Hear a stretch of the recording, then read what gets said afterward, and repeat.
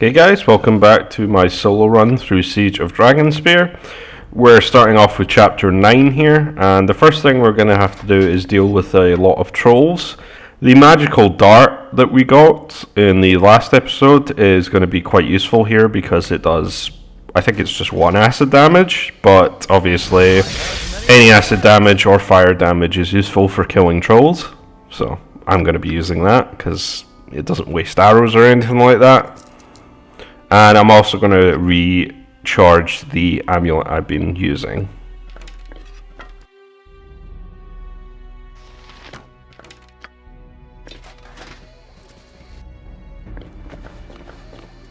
The word on trolls, we fail. Be prudent in your ranging. One of our scouts stumbled onto a troll cave to the northwest.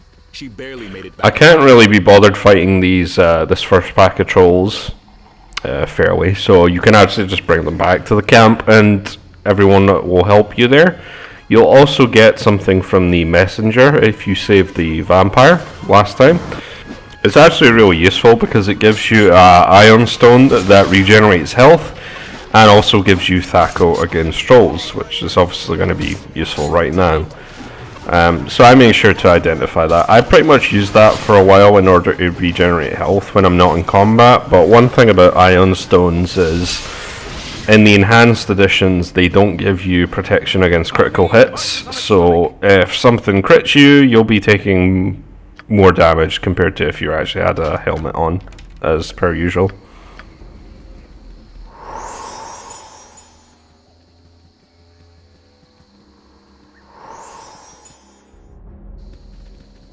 This cave here is going to be kind of annoying because there's going to be a bunch of trolls that are just immediately in your face.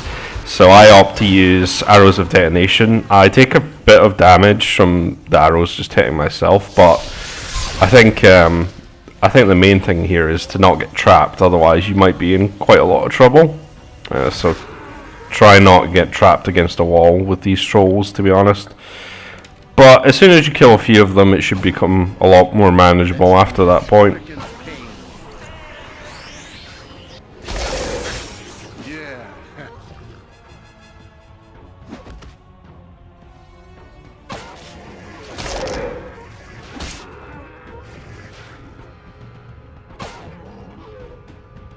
Let's do this quick and painful.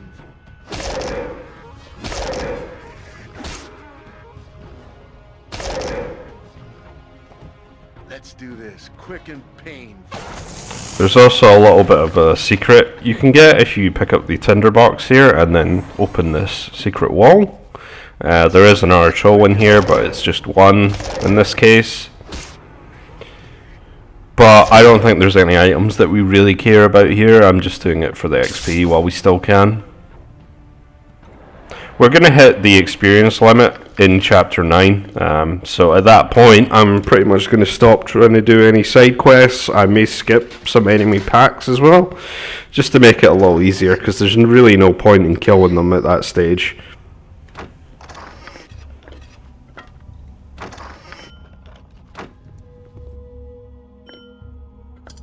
I see that there was an enchanted weapon scroll there, so one thing that you should keep in mind before you reach it is the final boss requires +3 weapons to hit. So, on core rules and higher, I believe. So that can actually be kind of annoying because there isn't that many +3 weapons in this game. Obviously, if you have the Driss scimitars, those count as +3 weapons. So, those are really good.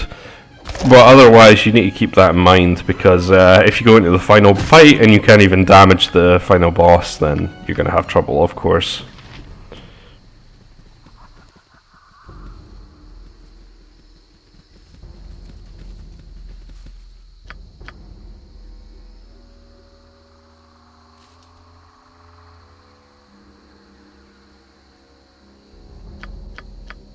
This camp you speak of, does to the camp's end, to make merry until the time comes to raise our weapons again.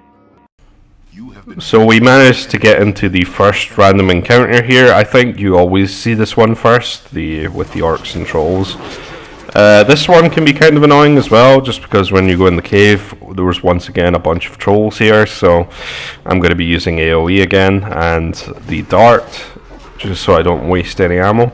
The orc archers here do drop fire arrows, so you could use those as well potentially. But since I have it, I figured I may as well use the start. We are going to be trying to get another random encounter later on, where we get quite a nice longsword as well. So you might need to travel back and forth between areas before you see some of them. I hope this is worth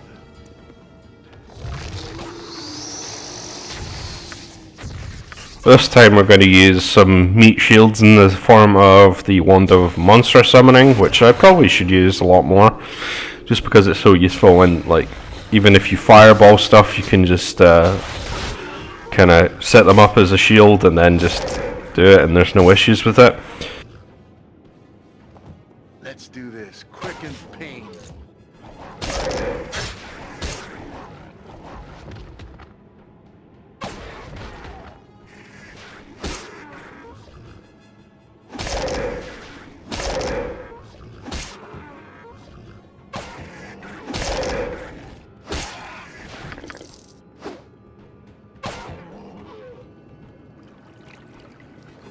There isn't really much here, but you can go into this side area here. I think you might need like infravision in order to see that. I'm not entirely sure about that.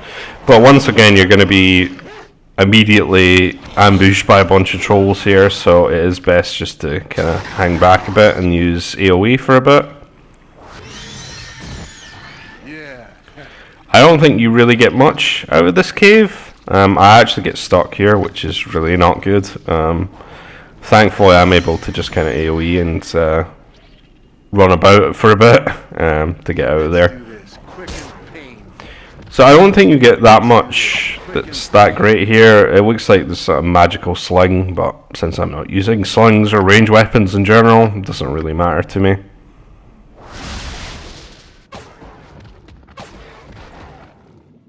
Let's do this quick and pain.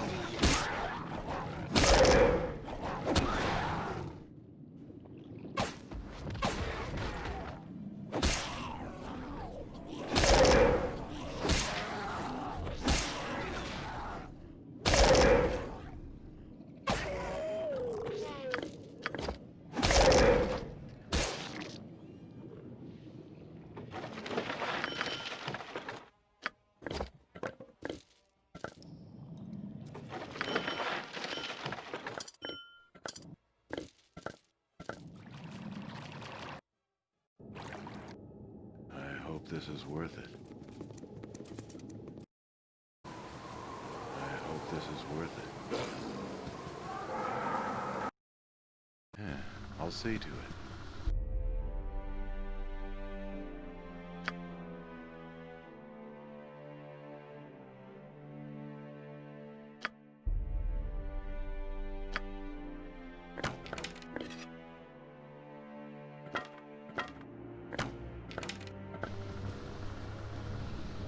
First thing I do here is to go over here in order to try and use the Wand of Paralyzation on the giant here, because they can hit for quite a bit. Unfortunately, he does save against the first use, but I do get him the second time. There is also some wyverns here that I'm probably going to kite around with acid arrows, because if you know them from Baldur's Gate 1, you know that they have a poison that does like 5 damage per tick. And you don't want to get hit by that because it's really awful and you pretty much have to drink an antidote immediately in order to cure it.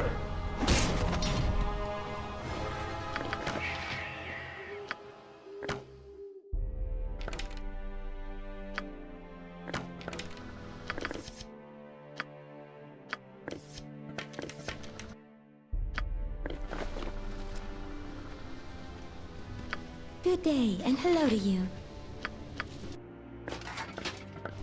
The wyverns I was talking about are just south here.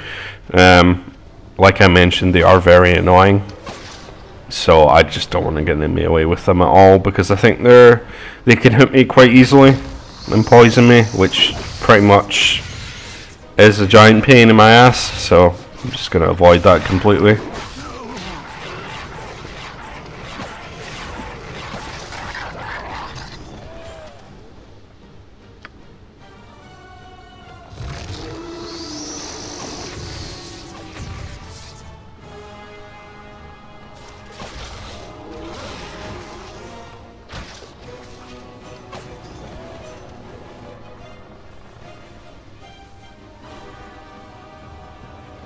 There is a spider cave here, which is extremely annoying because there is a ton of spiders in there.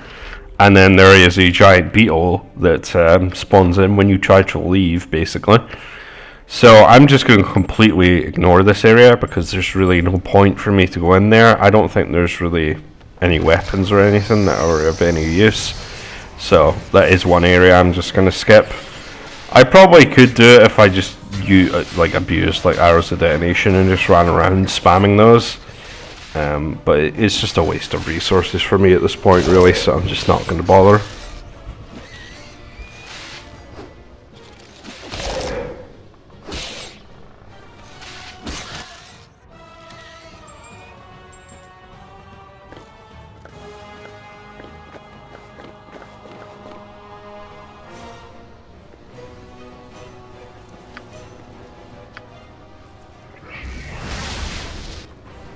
We're coming to the cave at the top of this area. There is a sleeping green dragon here. It is an optional fight. But what we do is we pre-buff before going in the cave, because if you buff in that same area as her, you will wake her up. So we're going to pre-buff, we're going to go in, and we're mainly going to use the Scorcher charges from the Wand of Fire, because she has no fire resistance for some reason. And I don't think she has much magic resistance either. Obviously, this is like the first dragon you would face, so she is a lot easier than other dragons at this point. But this is why I brought the protection from acid and poison scrolls, because those are both going to be useful. She has like a pulsing AoE acid damage breath, and I think there's some wyverns there that can cause poison as well. So I'm just going to buff with all these standard buffs before putting on armor and then going in there. You'll see that it ends up not being that difficult to fight, but the most important thing I think is the Wand of Fire, because she does put up stone skins, and those obviously do take a while to get through. So I'm going to save here, and I'm going to go in now. I do summon monsters here. I don't know if this was necessary, to be honest, because I think they die pretty quickly anyway. But I do use drop on Holy Might as well. She knocks me down.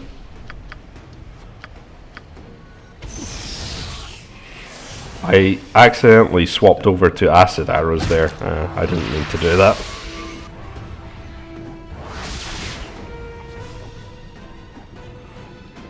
You can see that I'm pretty much just hitting her stone skins at this point. So you'll see how much damage the Scorcher charges do.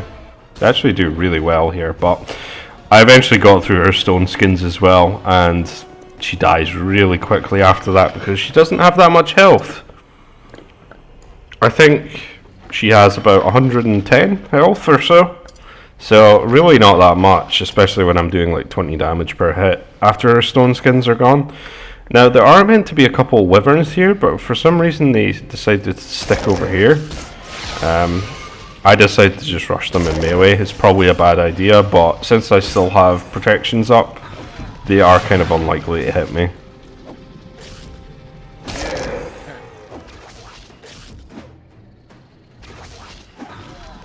The cloak that we picked up off the dragon is something that gives you immunity to slow, which may be useful, but the Cloak of Baldur is just so good at this point.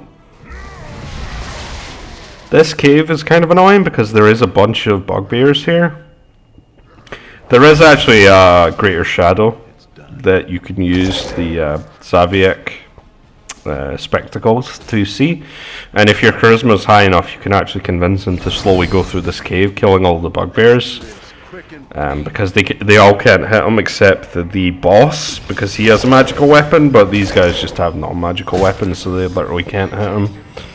But I decided to go through anyway and slowly take everyone out here. It's not too big a deal. This is kind of leading up to the main area after this map here, but I do use quite a bit of AoE here once again.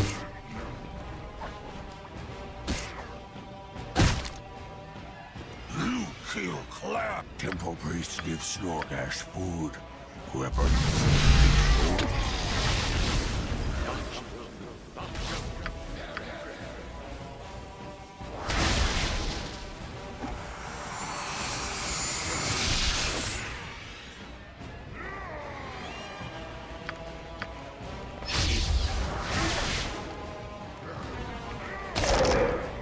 do this quick and pain. Yeah. Yeah.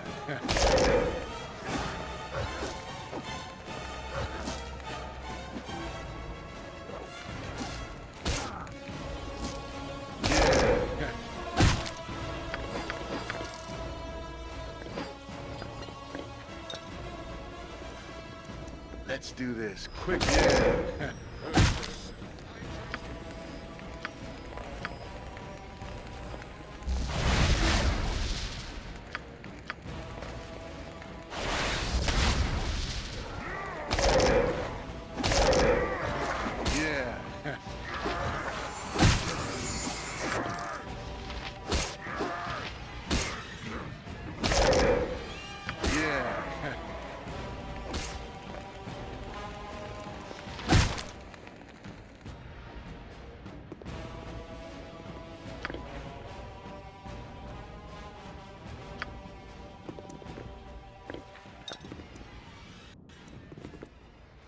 Heading into the temple area, there is a couple quite difficult fights in here. So I'm going to point out kind of a good strategy to use against those. The first thing is we got to go and kill the jailer here to get the key. There is a few enemies that are on the way as well. There are some invisible stalkers in here. So I kind of bait one out at a time, or try to. There is also a trap in this room. I don't know if it's a charm trap or a hold trap, but obviously if you get hit by that, you're pretty much dead. As a solo character, I think you can just completely avoid these, to be honest. I don't think there's anything really interesting in this room anyway.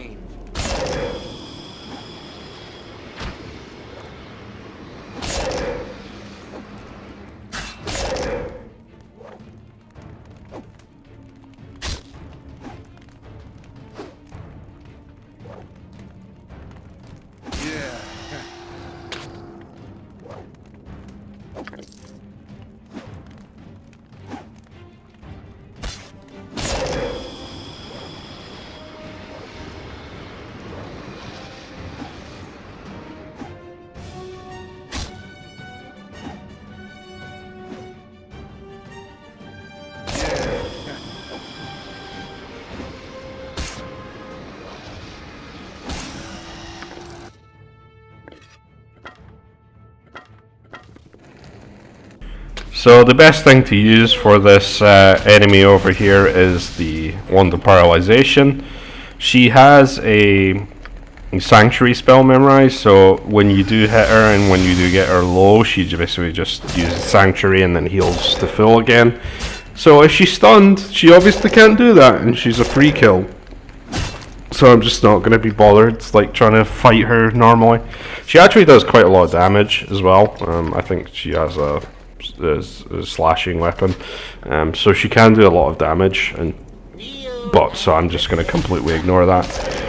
After you kill her, all these cultists will be enemies. There's 2 thieves in each of these rooms, so obviously you want to take those out first, because I think they keep using invisibility potions and then backstabbing you, and that can actually do a lot of damage. So you're getting to the stage where I think thieves can get the 5 times multiplier on their backstabs, so obviously you want to kill them as fast as possible so they won't backstab you multiple times. These ones might be lower level, I'm not sure.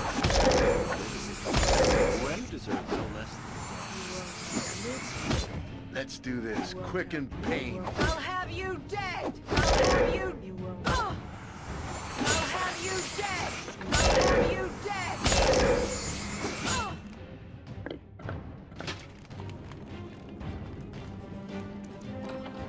Thank you. I freed the dwarf over here for later on, and there is a mini boss here, quote unquote.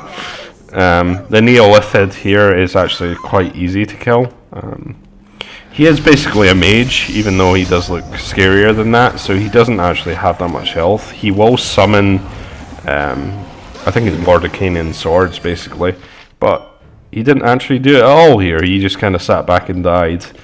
Sometimes he will he will disappear for a while, but I literally killed him so quickly that it didn't even matter. And I hit the max level now from that. So I put my final proficiency point into flails like I did in Baldur's Gate 2 when I was soloing that. And that's pretty much it in terms of progression we're going to get. So there I am killing off my summoned creatures on purpose. So I'm going to skip one of the fights here so that we can come back to it. Let's do, yeah.